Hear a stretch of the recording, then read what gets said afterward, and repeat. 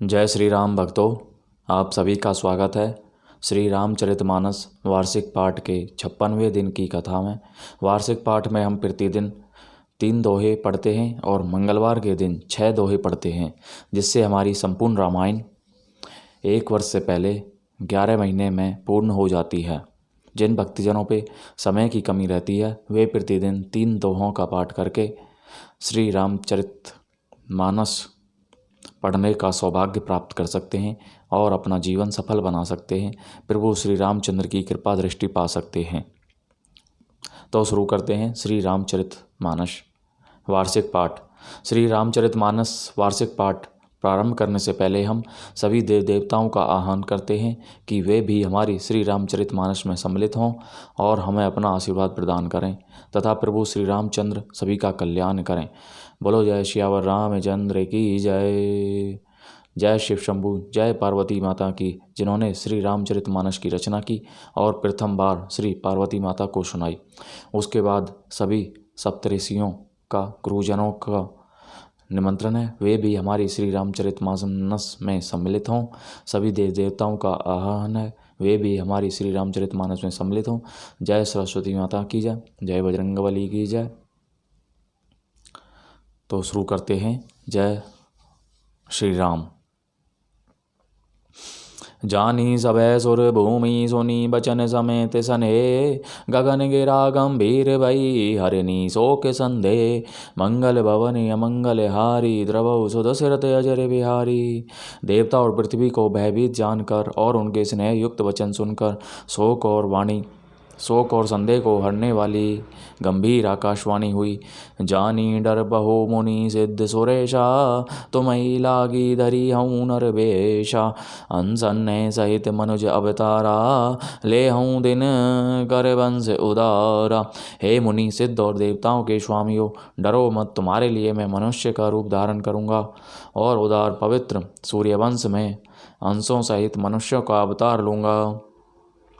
कश्यप अदिति महातप कीना, तिन्हें कहूँ मैं पूरब वर दीना। ते दशरथ कौशल्या रूपा, कौशलपुरी प्रकट नर भूपा। कश्यप और अदिति ने बड़ा भारी तप किया था, मैं पहले ही उनको वर दे चुका हूँ। वे ही दशरथ और कौशल्या के रूप में मनुष्यों के राजा होकर श्री अयोध्यापुरी में प्रकट हुए हैं। तिन्हें के गृह अब तरी हूँ जाई, रघुकुल तिलक सो चारी भाई। नारद सत्य बचन सत्य सब करी हूँ, परम शक्ति समेत अवतरी हूँ। उन्हीं के घर जाकर मैं रघुकुल में श्रेष्ठ 4 भाइयों के रूप में अवतार लूँगा। नारद के सब वचन मैं सत्य करूँगा और अपनी पराशक्ति के सहित अवतार लूँगा। हरि हूँ सकल भूमि गरिरुआई, निर्भय हो देव समुदाय। गगन ब्रह्मवाणी सुनि काना, तुरत फेरे सुर हृदय जुड़ाना। मैं पृथ्वी का सब भार हर लूँगा। हे देव ब्रह्म, तुम निर्भय हो जाओ। आकाश में ब्रह्म भगवान की वाणी को कान से सुनकर देवता तुरंत लौट गए। उनका हृदय शीतल हो गया। तब ब्रह्मा धरिनी ही समुझावा, अभय भई भरोस जिया आवा। तब ब्रह्मा जी ने पृथ्वी को समझाया, वह भी निर्भय हुई और उसके जी में भरोसा ढाढ़स आ गया। निज लोक ही बिरंची गे देवन ने, हई सिखाई बानर तनु धरी धरी। मही हरि पद से बिहु जाई, मंगल भवन अमंगल हारी द्रवौ सुदशरथ अजर बिहारी। देवताओं को यही सिखाकर कि वानरों का शरीर धर धर कर तुम लोग पृथ्वी पर जाकर भगवान के चरणों की सेवा करो, ब्रह्मा जी अपने लोक को चले गए देव सब निज निज धामा, भूमि सहित मन कहूँ विश्रामा। जो कछु आयशु ब्रह्म दीना, हरि से देव विलंब न कीन्हा। सब देवता अपने अपने लोक को गए। पृथ्वी सहित सबके मन को शांति मिली। ब्रह्मा जी ने जो कुछ आज्ञा दी उससे देवता बहुत प्रसन्न हुए और उन्होंने वैसा करने में देर नहीं की। बनचर दे धरी छिति माही, अतुलित बल प्रताप तिने पाही। गिरी तरुनक आयुध सब वीरा, हरि मारग चित वही मति धीरा। पृथ्वी पर उन्होंने वानर देह धारण की। उनमें अपार बल और प्रताप था। सभी सूरवीर थे। पर्वत वृक्ष और नख ही उनके शस्त्र थे। वे धीर बुद्धि वाले वानर रूप देवता भगवान के आने की राह देखने लगे।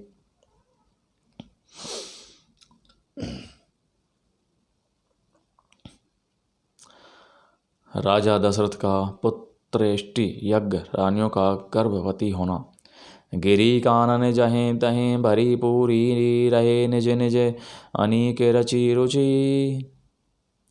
रची रूरी। यह सब रुचिर चरित में भाषा, अब सो सुनहूँ जो बीच ही राखा। ये वे वानर पर्वतों और जंगलों में जहाँ तहाँ अपनी अपनी सुंदर सेना बनाकर भरपूर छा गए। यह सब सुंदर चरित्र मैंने कहा। अब वह चरित्र सुनो जिसे बीच में ही छोड़ दिया था। अवधपुरी रघुकुल मणि राऊ, वेद विदित ते ही दशरथ नाऊ। धर्म धुरंधर गुण निधि ज्ञानी, हृदय भक्ति मति सारंग पानी। अवधपुरी में रघुकुल शिरोमणि दशरथ नाम के राजा हुए, जिनका नाम वेदों में विख्यात है। वे धर्म धुरंधर, गुणों के भंडार और ज्ञानी थे। उनके हृदय में सारंग धनुष धारण करने वाले भगवान की भक्ति थी और उनकी बुद्धि भी उन्हीं में लगी रहती थी। कौशल्या आदि नारी प्रिय सब आचरण पुनीत, पति अनुकूल प्रेम दृढ़ हरि पद कमल विनीत। मंगल भवनी अमंगल हारी, द्रवौ सुदशरथ अजर बिहारी। उनकी कौशल्या आदि प्रिय रानियां सभी पवित्र आचरण वाली थीं। वे बड़ी विनीत और पति के अनुकूल चलने वाली थीं और श्री हरि के चरण कमलों में उनका दृढ़ प्रेम था। एक बार भूपति मन माही, भई गलानी मोरे सुते नाही। गुर्ग रह गयो तुरत महिपाला, चरण लागी करी विनय विशाला। एक बार राजा के मन में बड़ी ग्लानि हुई कि मेरे पुत्र नहीं है।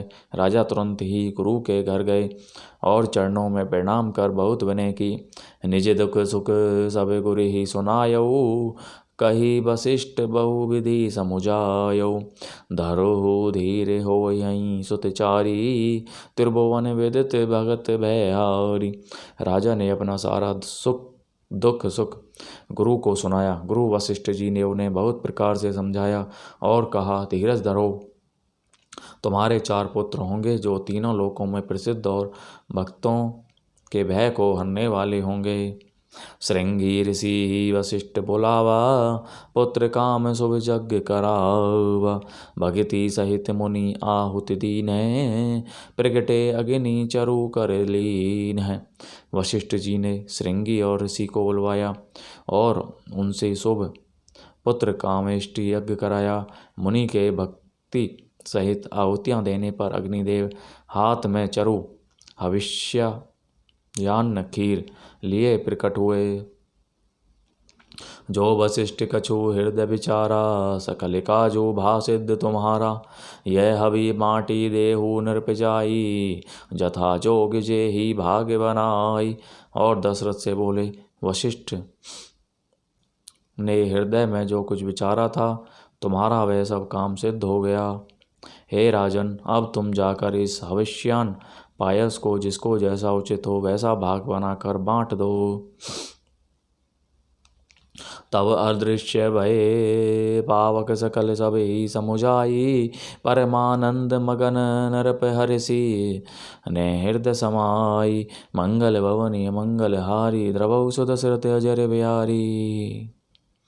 बोलो जय श्यावर रामचंद्र की जय। तदनंतर अग्निदेव सारी सभा को समझाकर अंतर्धान हो गए। राजा परम आनंद में मग्न हो गए। उनके हृदय में हर्ष समाता नहीं था। तो इस प्रकार भक्तजनों, हमारी आज की कथा का विराम यहीं पर होता है।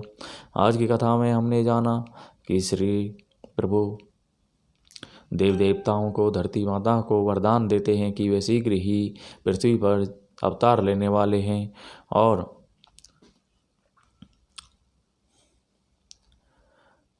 उसी में राजा दशरथ यज्ञ कराते हैं और अग्निदेव उनको खीर प्रदान करते हैं जिससे उनके पुत्रों का जन्म होगा। तो आगे की कथा हम कल जानेंगे। बोलो जय श्री रामचंद्र की जय।